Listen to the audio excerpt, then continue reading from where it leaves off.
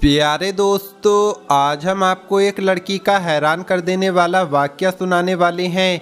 एक हामला यानी प्रेग्नेंट लड़की को उसके 4 भाइयों ने जिंदा ही ज़मीन के अंदर दबा दिया। इसके बाद उस लड़की के साथ क्या हुआ, वो लड़की जिंदा कैसे बच गई, आइए आपको बताते हैं। अगर आपने इस वीडियो को लाइक नहीं किया है तो इसे लाइक ज़रूर करें और चैनल को सब्सक्राइब करके बेल आइकन भी दबा दें। तो चलिए शुरू करते हैं। दोस्तों, ये वाकया नासिर नाम का एक शख्स बयान करता है। ये नाम बदला हुआ हो सकता है। नासिर बताता है कि आज से तकरीबन 4 साल पहले की बात है। मेरा ताल्लुक़ उन लोगों के गिरोह से था जो चोरी किया करते थे। चोरी करने के बाद हम लोग अलग अलग होकर किसी जगह छुप जाते थे ताकि पुलिस हमें पकड़ ना सके। एक बार की बात है, रात में हमने एक बैंक लूटी और बैंक लूटने के बाद मैं और मेरे साथी फरार हो गए। मेरे साथी तो फरार हो गए थे, लेकिन मैं किसी तरह से पुलिस की नज़रों में आ गया और पुलिस मेरे पीछे लग चुकी थी। मैं तेज़ी से भागता रहा, अलग अलग रास्ते बदलता रहा और आखिरकार पुलिस की नज़रों से बचने में कामयाब हो गया। इसके बाद मैं एक बस पर बैठ गया और दूर कहीं एक जगह जाकर उतर गया। जिस जगह मैं उतरा था उस जगह के बारे में मैं नहीं जानता था। मुझे बस एक ही फिक्र लगी हुई थी कि कहीं पुलिस मुझे पकड़ ना ले। मैं जहाँ पर उतरा था वो बिल्कुल सुनसान इलाका था। दूर दूर तक कोई घर दिखाई नहीं दे रहा था। सामने एक कब्रिस्तान था, तो मैं चलते चलते कब्रिस्तान के पास पहुँच गया। 14वीं का चांद अपनी उरूज पर था, जिसकी वजह से सब कुछ साफ दिखाई दे रहा था। मैंने सोचा कि ये रात कब्रिस्तान में ही गुजार लेता हूँ, सुबह होते ही यहाँ से निकल जाऊँगा। मैं बड़ा सख्त जान और मजबूत दिल का मालिक था।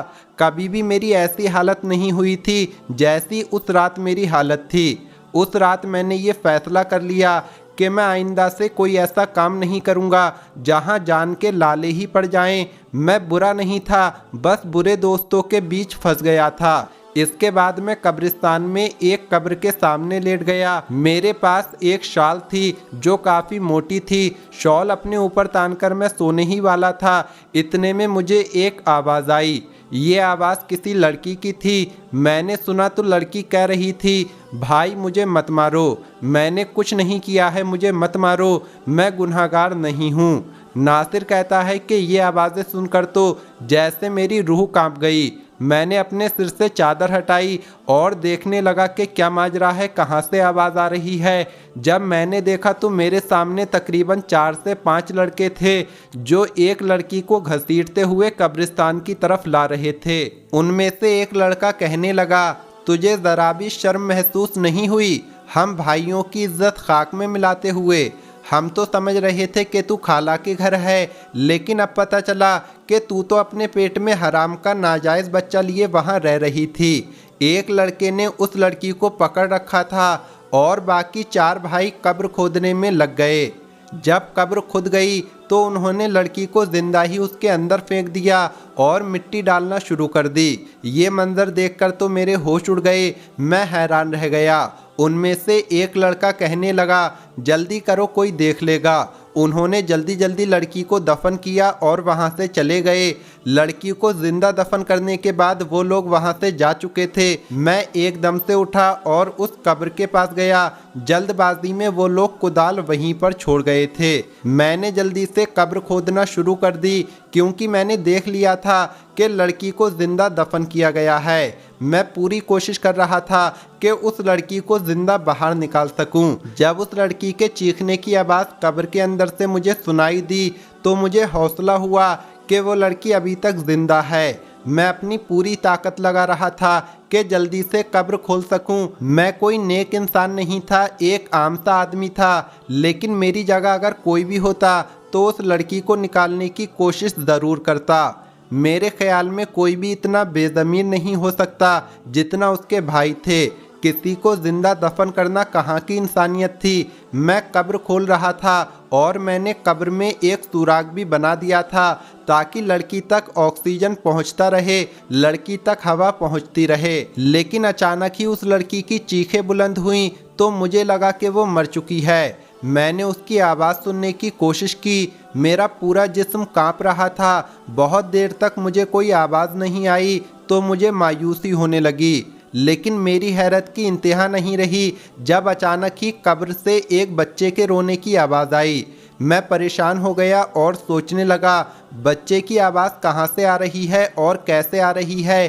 कब्र के अंदर तो लड़की थी, तो फिर ये बच्चा कहाँ से आ गया।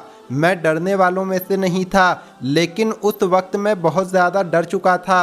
अब मुझे लड़की के करहाने की आवाज़ भी सुनाई दे रही थी। इसका मतलब लड़की जिंदा थी। मैं खौफजदा तो बहुत था, यानी डरा हुआ तो बहुत था, लेकिन जो भी था मुझे कब्र खोलनी थी और लड़की को बाहर निकालना था। मैंने एक बार फिर से अपने अंदर हिम्मत इकट्ठा की, लेकिन जैसे ही पूरी कब्र खुली तो मुझे ऐसा लगा जैसे मेरे पैरों के नीचे से ज़मीन निकल गई हो, क्योंकि कब्र में एक पैदा हुआ बच्चा पड़ा था और वो लड़की निढाल सी कब्र में पड़ी थी। मुझे ये समझने में देर नहीं लगी कि वो लड़की हमल से थी, यानी प्रेग्नेंट थी, और उसने कब्र में बच्चे को जन्म दिया था। मैंने हिम्मत करके उस लड़की को और उसके बच्चे को कब्र से बाहर निकाला।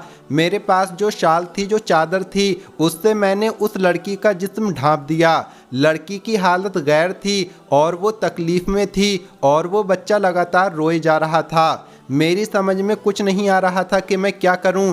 इतने में अचानक हाईवे पर मुझे एक वैन आती हुई दिखाई दी। मैं उस बच्चे और लड़की को छोड़कर जल्दी से हाईवे की तरफ चला गया। मैंने वैन को रोकने का इशारा किया, पता नहीं कैसे, लेकिन इतनी रात में भी वो लोग रुक गए। लेकिन वो खौफजदा थे। मैंने उन्हें कहा कि मेरी बीवी और मैं कब्रिस्तान से गुजर रहे थे कि अचानक मेरी बीवी को दर्द शुरू हो गया और उसकी डिलीवरी हो गई। मैंने उनसे मदद के लिए कहा। तस्दीक करने के लिए वो लोग मेरे साथ आए और उस लड़की और बच्चे को देखकर सारा मामला समझ गए और उन्हें मेरी बात पर यकीन हो गया। उनमें से एक शख्स कहने लगा, इन तीनों को मदद की ज़रूरत है, वाकई ये लोग मुसीबत में हैं। वैन वालों ने हमारी मदद की और उस लड़की और बच्चे को अस्पताल ले गए। मैंने जो चोरी बैंक से की थी उसका हिस्सा अपने साथियों से मांगा, तो उन्होंने मेरा हिस्सा मुझे दे दिया। मैं लड़की को उस जगह ले गया जहां मैं छुपकर रहा करता था। जब उस लड़की की हालत संभल गई तो मैंने उससे सारा मामला पूछा। वो अपनी कहानी बताने लगी और कहा कि मेरा नाम सिद्रा है, ये नाम बदला हुआ हो सकता है।